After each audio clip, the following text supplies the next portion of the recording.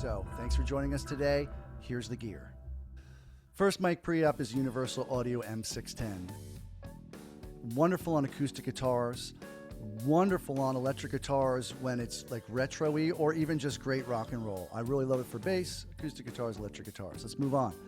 The Mercury M72. This is my kind of golden pre. If I am having a great singer on a really important hi-fi, beautiful, Tony Bennett or Frank Sinatra or Sarah Vaughan or something where I really want to capture beauty, it's absolutely going to go through the M72. Next, we have the Hamtone JFET, and this is a stereo pre, 2 channels. And if I had to make an album and stack track upon track upon track and not have too much, not have too little, have a little color but not too much. This can get very colorful actually, but to me this is like my API/Neve. It is just a workhorse. It can do anything. It can sound great on anything. That's the Hamtone JFET. I got it for a steal. That was almost criminal. Next we're going to start with the channel strips, and we'll start with the Langevin or Langevin. I don't know how to say it, so you can make fun of me on either one. This is my least colored pre. It's a stereo pre. It has stereo EQ in it too.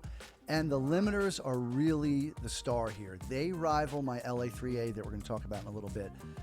The LA3 type limiters, a little more grabby, but it's just the limiters alone are worth, admission. Then I have 2 Joe Meek bricks. There are 55 made, I think.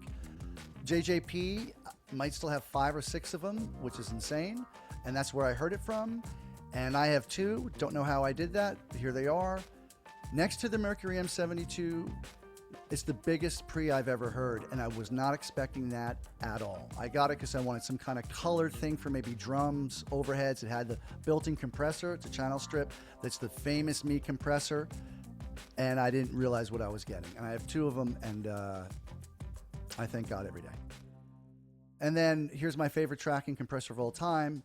Man, vocals, bass, guitar, shakers, percussion, anything. I want to do drums through it, but almost anything tracking where you want to get a little beauty, a little more life.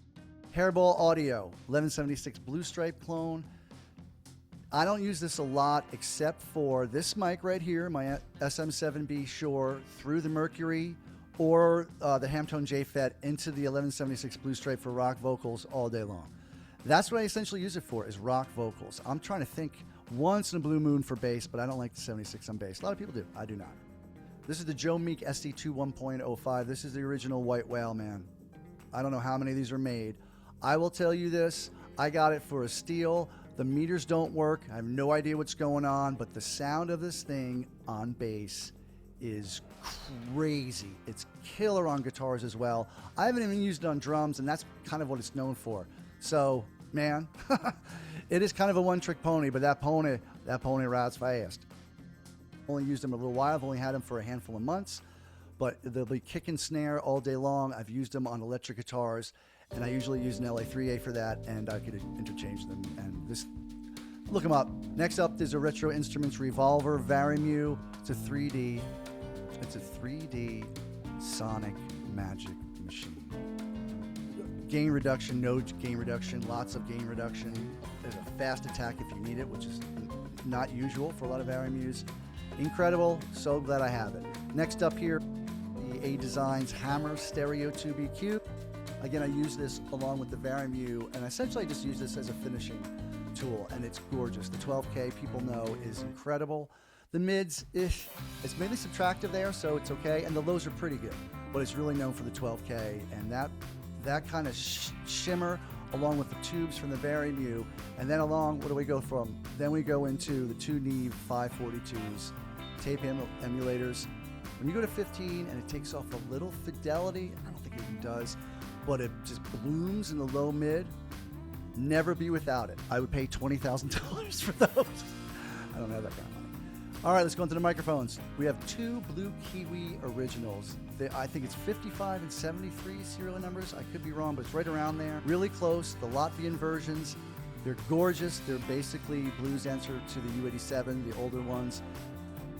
And those 2 Kiwis, to the 2 Joe Meek channel strip pre's compressors, are absolutely magical in stereo sources, room sources. Let's move on. 2 Blue Baby Bottle Latvian versions as well. You can get these cheap, man. You can find them for $300 each.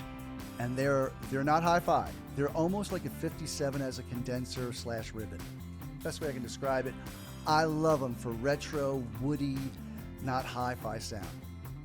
EV-RE20. Everyone knows this as like the Rush Limbaugh, the mic that people use for radio stations. Bonnie Raitt used it on some of her stuff in the 90s. It is a great, great vocal mic in my opinion.